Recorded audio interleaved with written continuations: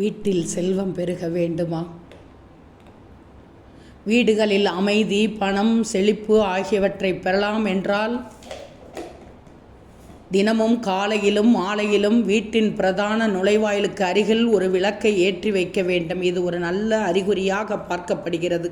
விளக்கேற்றுவது தெய்வீக ஆசீர்வாதங்களை பெற்றுத்தரும் என்று நம்பப்படுகிறது.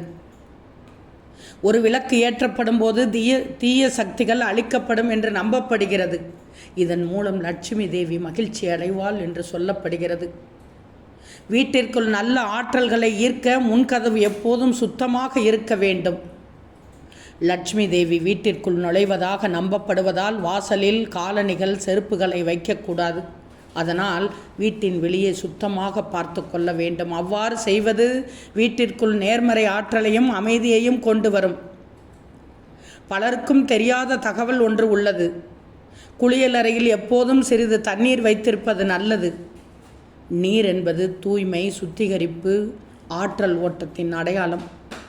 குளியலறை இது இருந்தால் நல்லது. ஒவ்வொரு இரவும் வீட்டின் வெளியே கற்பூரத்தை ஏற்றி அதன் புகை வீட்டின் எல்லா மூலைகளையும் சென்றடைவதை உறுதி செய்யுங்கள். இதனால் எதிர்மறை சக்திகளை வெளியேற்ற உதவுகிறது. கற்பூரம் என்பது தூய்மையின் சின்னம்.